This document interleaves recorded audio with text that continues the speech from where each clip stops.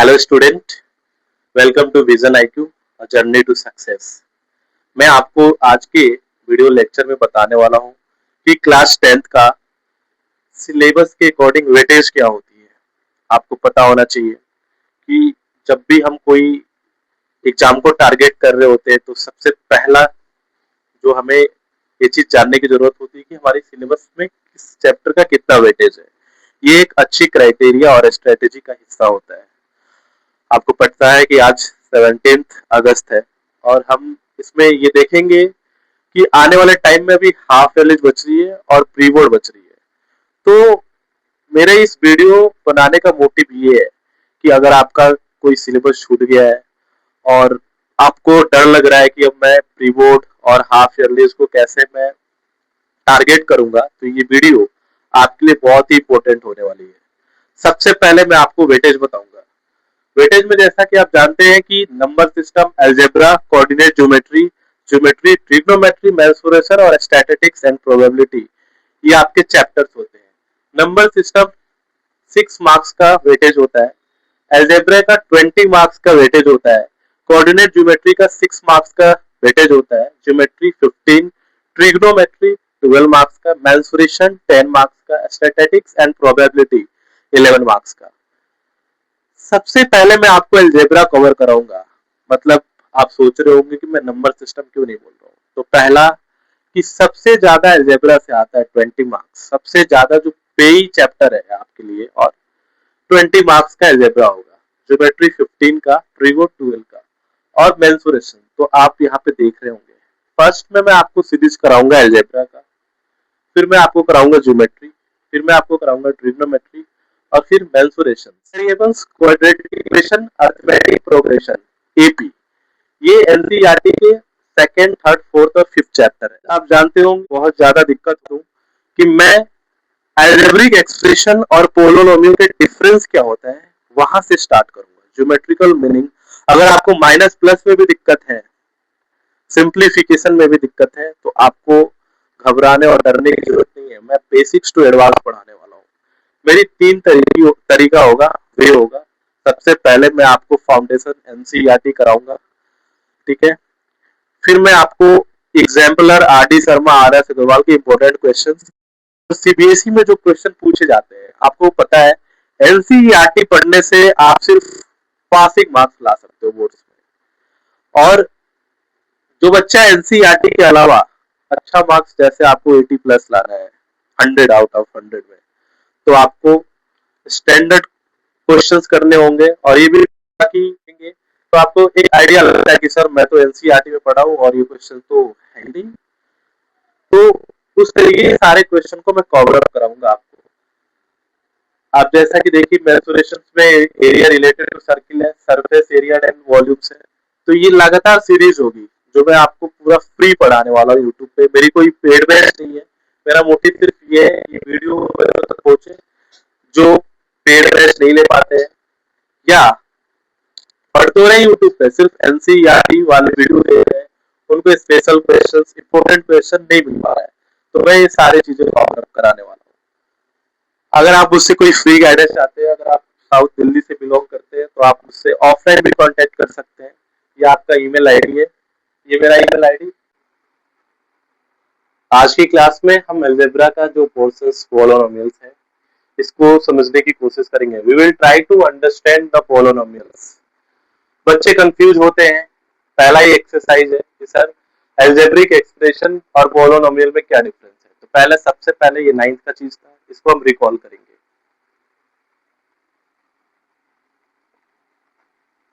Recall में आप जानते हैं कि जो पोलिनोमियल होता है,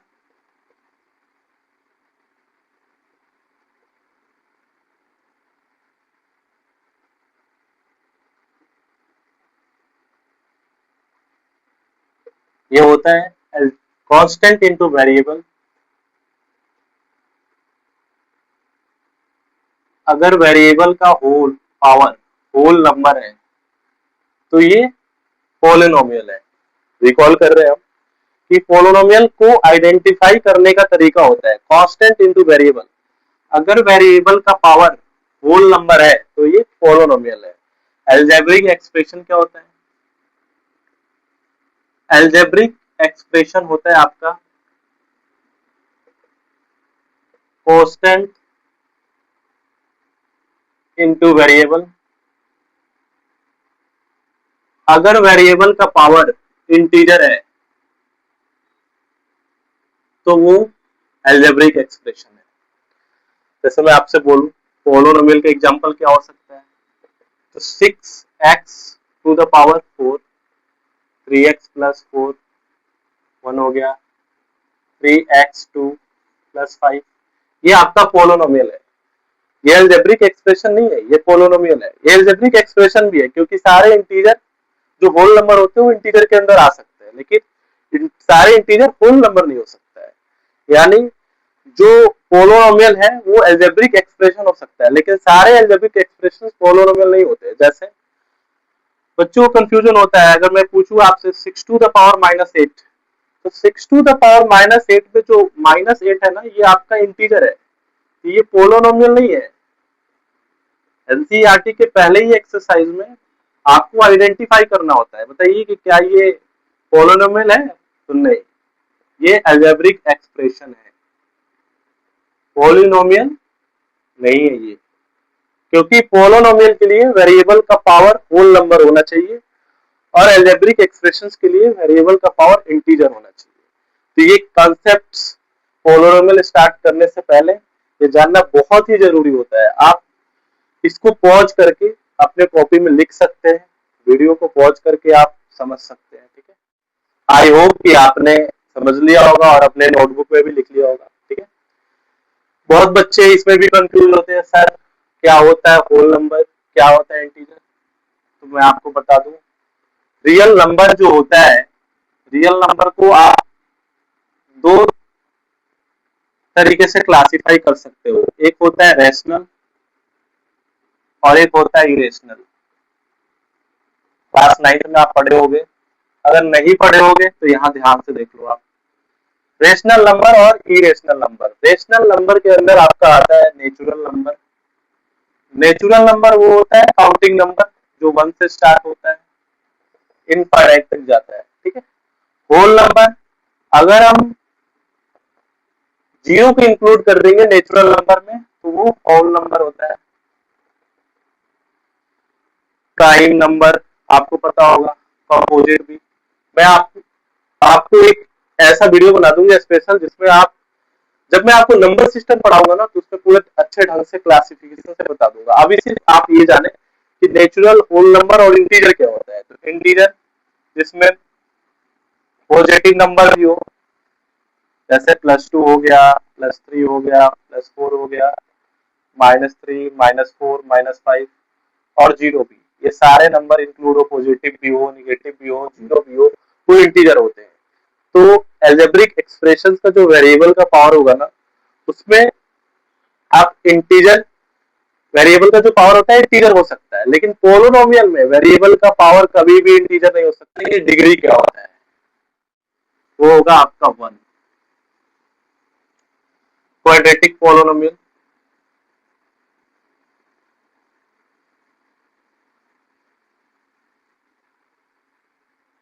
क्वाड्रेटिक पोलोनोमियल का जो जनरल फॉर्म होता है वो होता है ax² plus bx plus c, ठीक है। कभी भी हाईएस्ट पावर का कोफिशिएंट 0 नहीं होना चाहिए। अगर कोफिशिएंट 0 हो गया तो खेल खत्म, मतलब आपको डिग्री नहीं पता चलेगा और पता ही नहीं चलेगा कि कौन सा ये पोलोनोमियल है, ठीक है। अब हाईएस्ट जो डिग्री होगी, इसमें डिग्री भी लिख सकते हैं हम, which we can say that degree 2 होना चाहिए। अब बारी आती है क्यूबिक पोलोनोमियल को। जनरली आपको क्लास 10th में क्वाड्रेटिक और क्यूबिक पोलोनोमियल ही पढ़ना है, और इसके हम और भी स्टैंडर्ड फॉर्म वगैरह बारे में पढ़ेंगे। क्यूबिक पोलोनोमियल में आपका आएगा ax³ plus bx² plus cx plus d, ठीक है। ये आपका क्यूबिक पोलोनोमियल हो गया। इसमें भी डिग्री जो होगा आपका वो हाईएस्ट पावर 3 होगा। एग्जाम्पल के तौर पे आप देख सकते हैं, जैसे 3x प्लस 8 हो गया, 4x प्लस 9 हो गया। ये आपका लीनियर पोलोनोमियल होगा। क्वाड्रेटिक पोलोनोमियल के एग्जांपल देखिए आप, जैसे 8x square plus 16x plus 24। कभी भी हाईएस्ट जो पावर है उसका कोफिशिएंट 0 नहीं होना चाहिए। आप नोट में लिख सकते हैं पॉज करके वीडियो की, जो कोफिशिएंट होगा, मैं एकदम बेसिक से बता रहा हूँ आपको, उसका कभी भी कोफिशिएंट 0 नहीं होना चाहिए डिग्री का। इसका एग्जांपल आप देख सकते हैं 3x cube plus 8x square plus 9x plus 4। ये हो गया आपका according two degree linear polynomial, quadratic polynomial, cubic polynomial. अब हम कुछ रिमार्क्स को देखेंगे। इस ज्योमेट्रिकल मीनिंग में कुछ रिमार्क्स है, आप इसको समझिए। A polynomial px of degree n, the graph of y px intersect x axis at most n zeros। मतलब जितना डिग्री होगा उतने पॉइंट्स पे वो इंटरसेक्ट करेगा। Number of zeros of polynomial is equals to number of point at which graph px intersect at x axis। जैसे देख सकते हैं, अगर लीनियर पोलोनोमियल होगा मतलब हाईएस्ट डिग्री हाईएस्ट पावर 1 है, तो वो एक एक्सिस पे ही कट करेगा। अगर क्वाड्रेटिक पोलोनोमियल होगा तो मैक्सिमम 2 और मिनिमम 0। ठीक है, इस चीज को समझ लीजिए। अगर लीनियर पोलोनोमियल है तो 1, क्वाड्रेटिक पोलोनोमियल है तो 2, अगर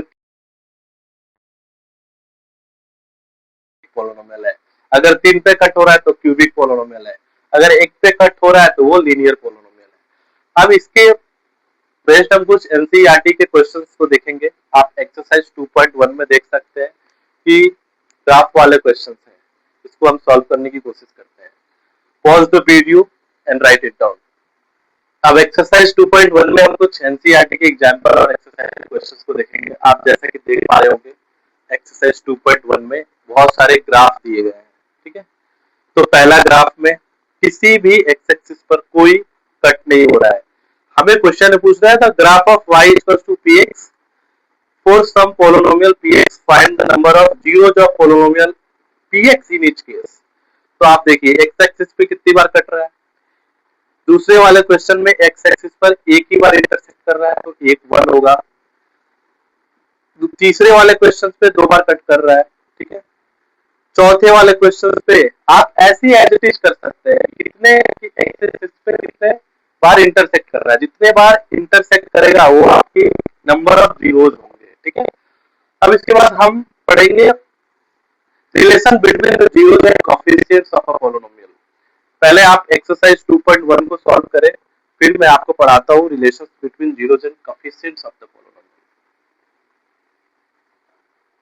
एक्सरसाइज 2.1 के 1 क्वेश्चंस में आप क्वेश्चन नंबर 3 1 का 3 पार्ट और 1 का 5 पार्ट में बच्चों को बेसिक्स प्रॉब्लम होती है। तो आप यहाँ देखिए, ध्यान से देखिए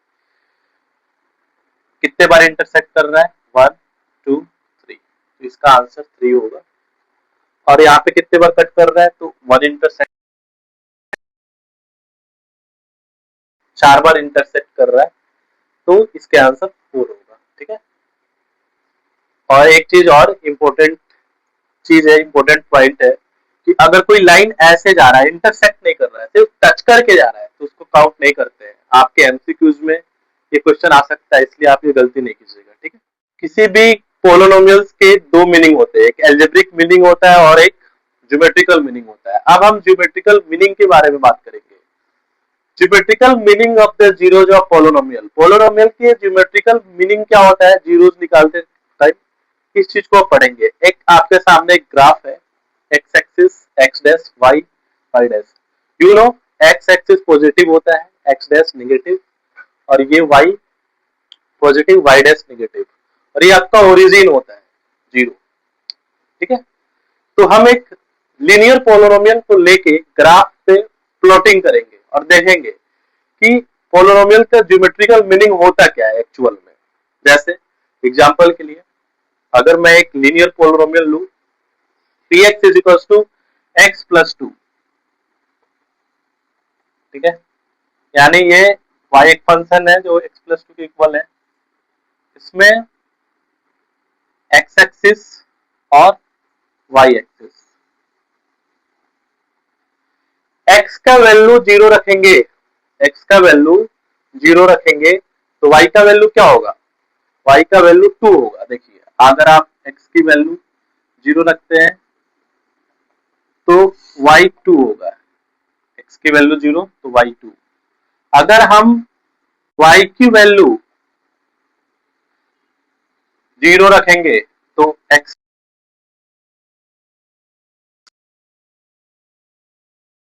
का वैल्यू -2 हो जाएगा।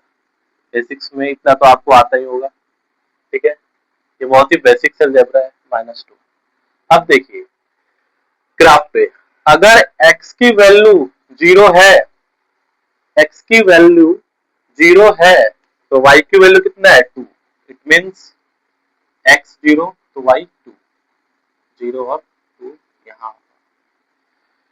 x की वैल्यू -2 है तो y की वैल्यू कितना है 0 है। x y आपका अगर 0 है तो x कितना है -2। इट मीन्स यहाँ पे ग्राफ प्लॉटिंग यहाँ पे होगा, ठीक है, -2। लीनियर पॉलिनोमियल है तो कैसा ग्राफ देगा, एक स्ट्रेट लाइन। अगर हम मैच करते हैं तो ये कैसा लाइन हुआ, इंटरसेक्ट कर रहा है। क्या कर रहा है, इंटरसेक्ट, ठीक है। तो ये आपको समझ में आई, होप कि आपको ये समझ में आया होगा कि कैसे एक पॉलिनोमियल के जीरोस निकालते टाइम हम एक ज्योमेट्रिकल मीनिंग से भी बता सकते हैं कि पॉइंट लाइन इंटरसेक्टिंग है, पैरेलल है या कोइंसिडेंट करता है, ठीक है। तो zeros of px geometrical meaning हमें क्या दे रहा है, x coordinate at the point eight which graphs cuts intersect 0, ठीक है। आई होप ये आपको समझ में आया। तो हम बात करेंगे relation between zeros and coefficients of a polynomial में। सबसे पहले हम रिकॉल करेंगे कि जीरोस क्या होता है। अभी मैंने आपको बताया था कि जीरोस क्या होता है, वैल्यू ऑफ एक्स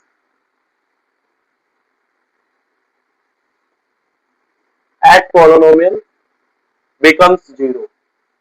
एक्स का वो वैल्यू जो पॉलिनोमियल को 0 कर दे वही जीरोस होता है। तो हमारा आज का टॉपिक है कि जीरो और कोएफिशिएंट के बीच क्या रिलेशन होता है पॉलिनोमियल के। और पॉलिनोमियल हमें तीन ही पढ़ना है, लीनियर पॉलिनोमियल, क्वाड्रेटिक पॉलिनोमियल और क्यूबिक पॉलिनोमियल। तो सबसे पहले केस 1 में हम लेंगे लीनियर पॉलिनोमियल को। Linear polynomial as you know ax plus b is the general form of a quadratic polynomial। Example के लिए अगर हम ले px equals to 4x plus 3, ठीक है। तो 4x plus 3 को अगर हम 0 के इक्वल करेंगे तभी तो जाकर हमें जीरोस मिलेगा। तो 4x इक्वल्स टू क्या हो जाएगा -3। तो x is equals to -3/4। x का वैल्यू -3/4। इट मींस x अगर निकालना हो, जीरोस निकालना हो तो क्या होता है, x is equals to coefficient term by coefficient of x, coefficient term by coefficient of x। तो ये तो हमारी बात हुई लीनियर पॉलिनोमियल की, कि अगर हमें x निकालनी हो तो coefficient term by coefficient of x। Example के लिए आप देख सकते हैं 2x plus 3, इसका जीरोस निकालना है। Simply 2x plus 3 is equals to 0। तो 2x is equals to -3। तो x की वैल्यू क्या होगी -3/2। ये तो आपका x हो गया जी, ठीक है। तो ये जनरल फॉर्म होता है, लीनियर पॉलिनोमियल का ये जनरल फॉर्म होगा और ऐसे निकालते हैं हम जीरो ऑफ पॉलिनोमियल। ये तो हमारा केस फर्स्ट था, इट मींस लीनियर पॉलिनोमियल की बात कर रहे थे हम। और जो हमारा क्लास 10th में जो टॉपिक है क्वाड्रेटिक पॉलिनोमियल, इसके बेस पर आपको एक एक्सरसाइज भी है पूरा एनसीईआरटी का और यही से क्वेश्चन पूछता है। तो अब हम पढ़ने की कोशिश करेंगे क्वाड्रेटिक पॉलिनोमियल, ठीक है। Pause the video and write it down. अब केस 2 में हम बात करेंगे क्वाड्रेटिक पॉलिनोमियल की। Quadratic polynomial as you know, अभी मैंने आपको कुछ मिनट्स पहले बताया था कि क्वाड्रेटिक पॉलिनोमियल क्या होता है। जिसकी डिग्री यानी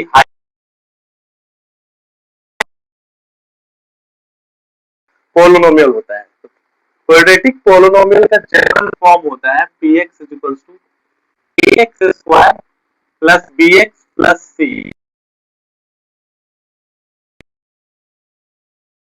क्वाड्रेटिक पोलिनोमियल होता है, ठीक है। अब हम इसके बात करेंगे कि इसके जीरोस कितने होंगे, तो जीरोस 2 होंगे, इसका हाईएस्ट पावर 2 है। तो लेट एक चीज और, हाईएस्ट डिग्री का कोफिशिएंट ही 0 हो गया, इट मींस हाईएस्ट पावर ही खत्म हो गया, तो ये एक लीनियर पोलिनोमियल हो जाएगा। इसलिए कभी भी a 0 के इक्वल नहीं होना चाहिए, ये कंडीशंस होता है, ठीक है। तो इसके दो जीरोज होंगे, अल्फा और beta. zeros of quadratic polynomial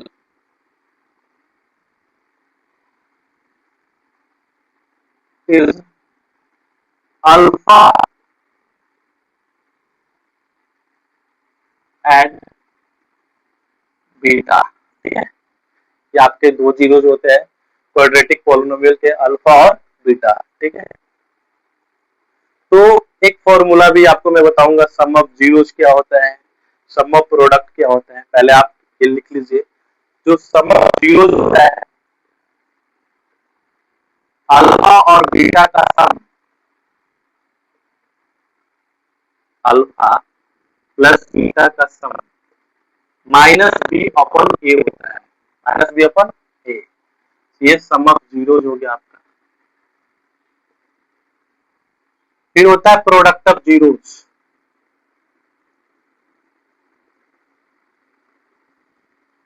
यानी alpha into beta.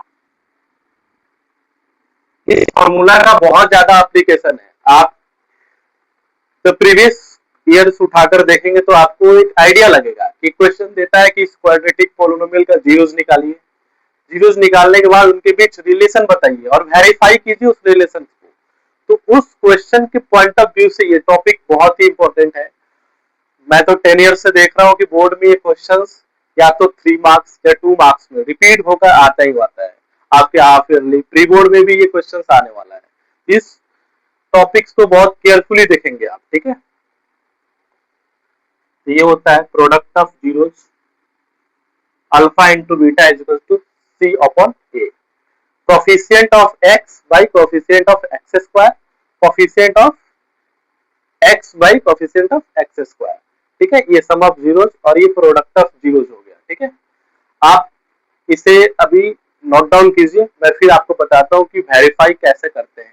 Pause the video and write it down. सबसे पहले ये क्वाड्रेटिक पोलिनोमियल को हम सॉल्व करेंगे। तो एक्स स्क्वायर का जो कोफिशिएंट होता है ये ए होता है, जो एक्स का कोफिशिएंट होता है ये बी होता है, और ये कांस्टेंट जो है ये सी होता है। तो इसको इसके जीरोस लाने के लिए स्प्लिटिंग द मिडिल टर्म का यूज करेंगे।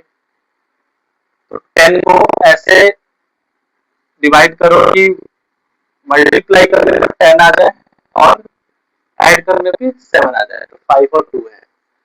अगर आपको क्वाड्रेटिक पोलिनोमियल का जीरोस भी निकालने नहीं आता तो मैं इसके लिए एक सेपरेट वीडियो लाऊंगा, आप उस पर जाकर देख सकते हैं, ठीक है। तो स्प्लिटिंग द मिडिल टर्म बोलते हैं, अगर आप 10 के जगह कोई और नंबर होता, ठीक है, और आपको आइडिया नहीं लगता कि क्या करें, क्या प्लस माइनस या क्या मल्टीप्लाई, तो उस टाइम पे हम उसका प्राइम फैक्टर करते हैं। तो यहाँ तो हमें इजीली पता लग रहा है कि 5 2 को मल्टीप्लाई करेंगे तो 10 हो जाएगा और ऐड करेंगे तो 7 हो जाएगा। तो x कॉमन ले लिया हमने, x into x plus 5, 2 into x plus 5, ठीक है। तो x plus 2 is equal to 0, x is equal to minus 2, x is equal to minus 5, ठीक है।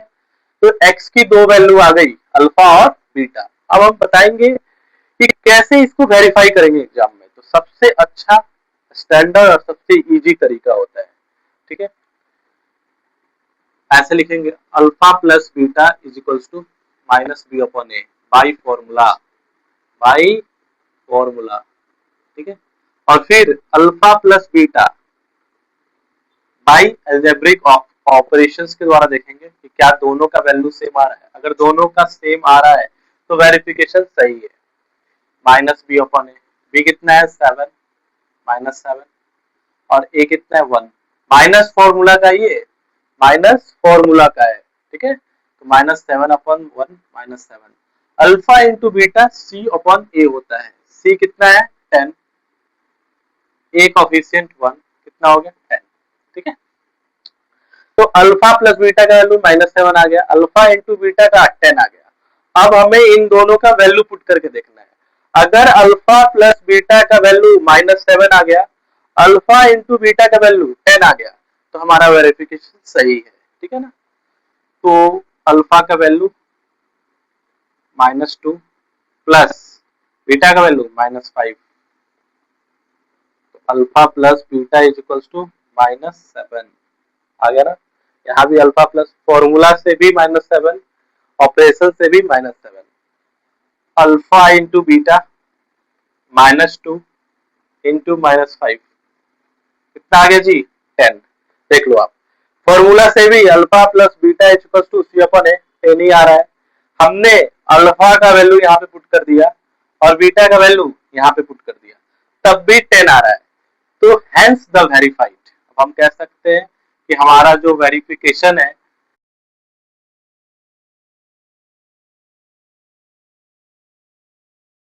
तो ये एक बहुत ही इजी और स्टैंडर्ड मेथड है। जनरली क्या है ना कि आपके एनसीईआरटी में ऐसे ही क्वेश्चंस दिए होंगे कोफिशिएंट के बीच को और कैसे वेरीफाई करते हैं। अब हमें 1/अल्फा प्लस 1/बीटा निकालना है, प्लस 1/बीटा, इन दोनों का एलसीएम ले लो, अल्फा इंटू बीटा, ये हो जाएगा आपका beta plus alpha. Alpha plus beta बोलो या बीटा प्लस अल्फा, बात एक ही है, ठीक है। बहुत बच्चे इसमें भी कंफ्यूज हो जाते हैं, इसमें कंफ्यूज नहीं होना है। तो अल्फा प्लस बीटा कितना होता है -b/a, और अल्फा इंटू बीटा कितना होता है c/a, ठीक है। तो हम वैल्यू पुट कर देंगे, b कितना है जी 7, फॉर्मूला में हमेशा b माइनस में होता है तो यहाँ माइनस, ये फॉर्मूला का माइनस है, और ये c कितना है c 10 है, और ये तो एक छोटा सा डेमो है, आपको मैं बता रहा हूँ कि किस तरीके का क्वेश्चन पूछता है। इस पर एक पूरा टॉपिक और पूरा एक टाइप है जो R D Sharma, R S Agarwal, NCERT exemplar, आपके स्कूल के वर्कबुक और सैंपल पेपर PYQS में मिलते हैं। तो मैं इस पर एक वीडियो बनाऊंगा। इससे पहले हम कोशिश करेंगे कि पूरे एनसीईआरटी के जितने भी सिमिलर क्वेश्चंस हैं उनके टाइप्स को और जितने एग्जाम्पल्स में भी क्वेश्चन है उनको सॉल्व करें, ठीक है। Pause the video and write it. हम देखेंगे ये एनसीईआरटी एक्सरसाइज 2.1 के क्वेश्चंस है, ठीक है। x² -3, तो x² -3 को हम √3 का स्क्वायर लिख सकते हैं, आपको पता है स्क्वायर से रूट हट जाता है, तो 3 को हम √3 का स्क्वायर भी लिख सकते हैं। ऐसा हमने क्यों लिखा, क्योंकि एक फॉर्मूला होता है a² -b², ठीक है। तो इसके बेस पे हम लिखेंगे a + b into a - b, तो आप लिख सकते हो इसको x + √3 x - √3। यहाँ आपको वेरीफाई करना है, जो मैंने अभी पिछला क्वेश्चन बताया था। तो बहुत बच्चे देख कर डर जाते हैं, सर ये क्वाड्रेटिक पॉलिनोमियल का तो जनरल फॉर्म लग ही नहीं रहा है। तो ऐसा नहीं है, अगर हाईएस्ट पावर 2 है तो ये क्वाड्रेटिक पॉलिनोमियल है, ठीक है ना। अब आपको वे देखना होगा कि कैसे इसको सॉल्व करना है। तो हमें तो दिख गया भैया, x² -√3 का स्क्वायर करेंगे तो a² - b² होगा, a + b into a - b होगा, और इसको कॉमन लेंगे x + √3 इज इक्वल्स टू 0, तो x इक्वल्स टू -√3, और ये हो जाएगा x - √3 इज इक्वल्स टू 0, तो x इक्वल्स टू √3, ठीक है। अल्फा और बीटा आ गया। अब हमें वेरिफिकेशन करना है, तो सबसे पहले a निकालना होगा। a x² का कोफिशिएंट 1, b एब्सेंट है, bx is absent here, b equals to 0, c equals to -3, c का वैल्यू कितना हो गया -3। अब क्या करेंगे, पिछला क्वेश्चन में हमने क्या किया था, सबसे पहले वेरिफिकेशन के लिए हम लिखेंगे by formula. What do you know, फिर से बताना पड़ेगा क्या, alpha plus beta is equals to minus B upon A. ये माइनस बी अपॉन ए यही जड़ है इस क्वेश्चन का। Alpha into beta equals to C by A. ठीक है, तो लो जी, alpha plus beta equals to minus B upon A कर दिया हमने।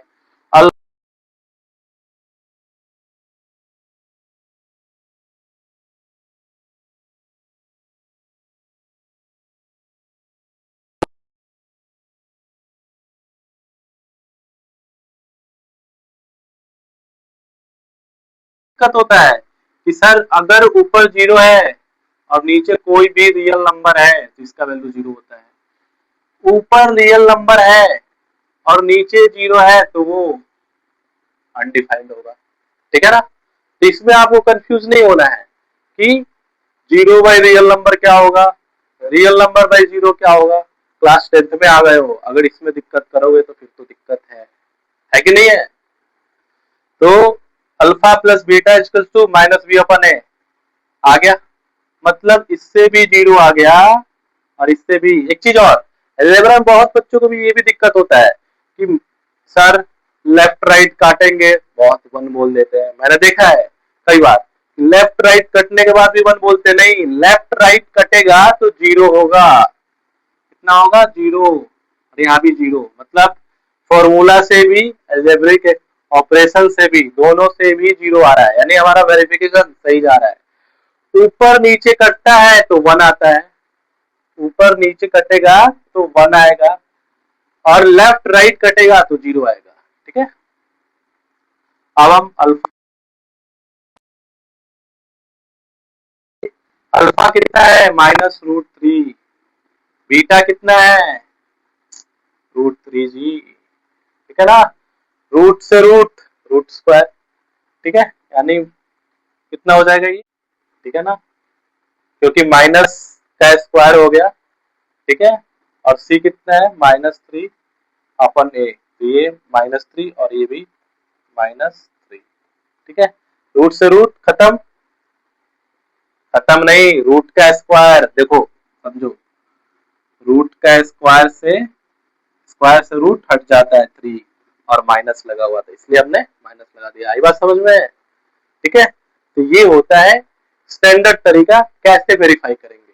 ठीक है, आपको मैं दिखा रहा हूं इस एक्सरसाइज में ऐसी क्वेश्चन है कि find the zeros of the polynomial, quadratic polynomial and verify the relation between the zeros and coefficient. It means आपको किसी भी क्वाड्रेटिक पोलोनोमियल को पहले सॉल्व करना होगा और बाई फॉर्मूला और अलजेब्रिक मेथड लगा के इसको इक्वल कर देना होगा, फिर आपका वेरिफिकेशन होगा। आप नीचे लिख सकते हैं हैंस द वेरीफाइड, सिग्नेचर वगैरह मत कर देना। बहुत बच्चों को मैंने पढ़ाया है वो क्या करते हैं हैंस द वेरीफाइड करके अपना साइन कर देते हैं, तो साइन नहीं करना है, फिर नंबर काट लेगा एग्जाम। एक्सरसाइज 2.1 का एग्जांपल नंबर 4 को देखेंगे, इसके बेस पे भी आपका एक्सरसाइज का जो दूसरा पार्ट है ना सारे इस पे ही बेस्ड है, तो आप इसे केयरफुली देखें। इस क्वेश्चन में क्या कह रहा है, find the quadratic polynomial the sum and the product of zeros are, यानी अल्फा प्लस बीटा कितना दे रखा है minus three, alpha into beta कितना दे रखा है टू। ठीक है, और हमें एक क्वाड्रेटिक पोलिनोमियल फाइंड करना है, तो यू नो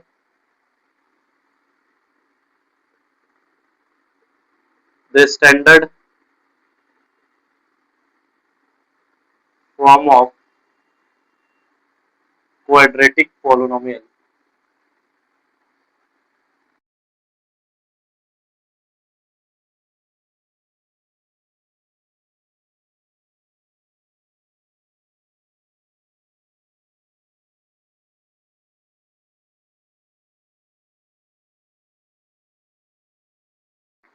तो अब हम पुट करेंगे इसमें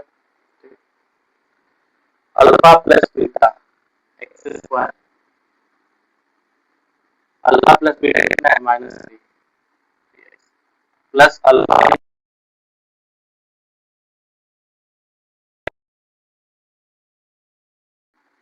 आ गया एक क्वाड्रेटिक पोलिनोमियल। ये बहुत ही इजी है, मैं आपको एनसीईआरटी का बुक दिखा रहा हूँ, लाओ जी जरा एनसीईआरटी का बुक देखो। आपके पास एक्सरसाइज 2.2 में यही क्वेश्चन है कि find the quadratic polynomial and given numbers in the sum products of its zeros are respectively. मतलब आपको alpha plus beta, alpha into beta दिया हुआ है और आपको एक क्वाड्रेटिक पोलिनोमियल सॉल्व कर रहा है, तो आप कर सकते हैं। इसमें से मैं कुछ इंपॉर्टेंट क्वेश्चन जैसे रूट वगैरह और फ्रैक्शन वाले क्वेश्चन थोड़ा आपको दिक्कत करते हैं, तो मैं आपको बता देता हूँ। 2.2 क्वेश्चन नंबर 2 का मैं बता रहा हूँ आपको सेकेंड पार्ट। इसमें आपको दे रखा है √2 और 1/3। तो आप सॉल्व कीजिए। पहले जब आपको कॉन्सेप्ट समझ में आ जाता है तो पहले आप वीडियो को पॉज कीजिए और खुद से कोशिश कीजिए करने की।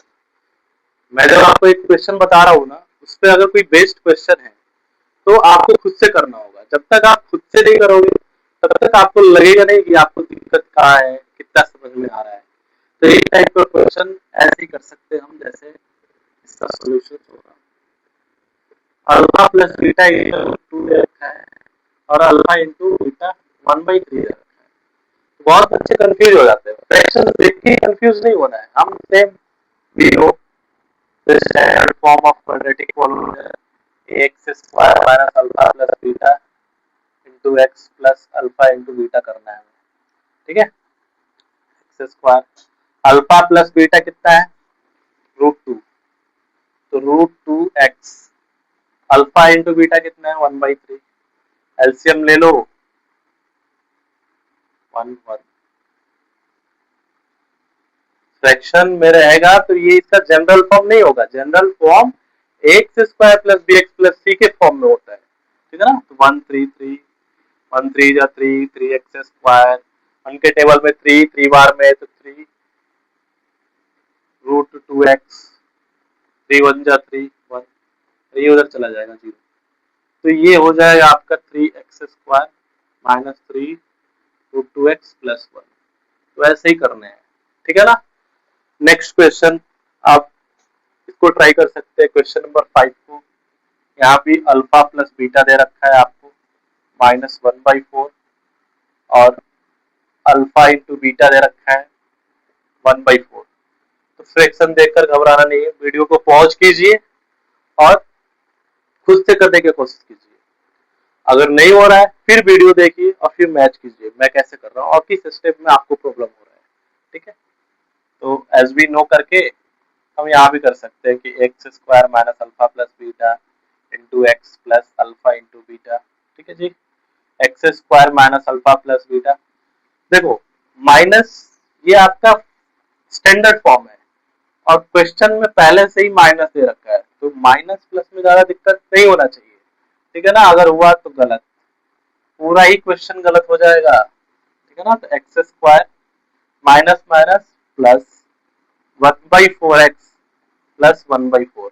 यहाँ भी एलसीएम ले लो 4 1 4 जा 4 4x स्क्वायर 4 1 जा 4 x 4 1 जा 4 1।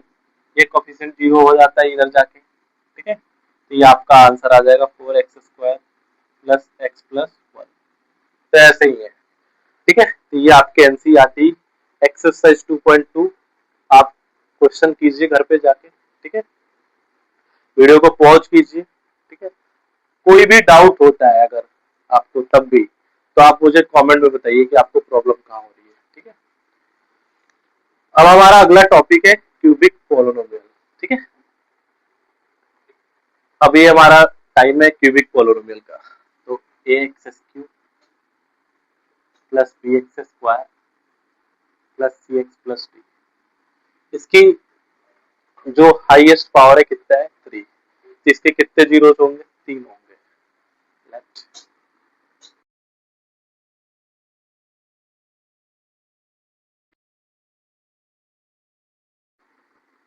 ठीक है, ये 3 जीरोस होते हैं अल्फा बीटा गामा। इसके हाईएस्ट पावर कितने हैं 3 है। ठीक है, इसके भी 3 फॉर्मूला होते हैं alpha plus beta plus gamma. Alpha plus beta plus gamma एक फॉर्मूला ये हो गया, और एक होता है alpha into beta plus beta into gamma. ठीक है, फिर गामा इंटू अल्फा। इसका जो होता है ये होता है माइनस बी अपन ए।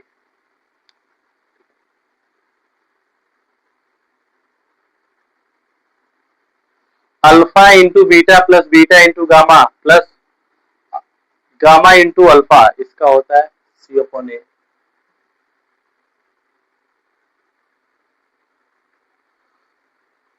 एक और फॉर्मूला होता है अल्फा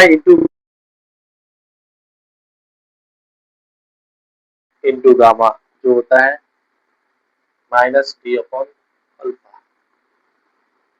जब मैं आपको एक सेपरेट वीडियो लाऊंगा तो इम्पोर्टेंट क्वेश्चंस होते हैं, वैसे जनरली आप क्यूबिक पोलिनोमियल से क्वेश्चन पूछना कम कर दिया है सीबीएसई बोर्ड, आईसीएसई कैम्ब्रिज में ज्यादा पूछा जाता है, ठीक है ना। लेकिन फिर भी स्टिल पीवाईक्यूएस में पूछ रखा है, हो सकता पूछ भी दे, कोई ऐसा सर्टेन नहीं होता है। तो मैं आपको जो वो वीडियो लाऊंगा ना इम्पोर्टेंट टॉपिक्स वाला चैप्टर, ठीक है ना, पोलिनोमियल्स के इम्पोर्टेंट टॉपिक्स जो क्वेश्चन बोर्ड में पूछे जाते हैं, उसमें मैं आपको एक्सप्लेन करूंगा।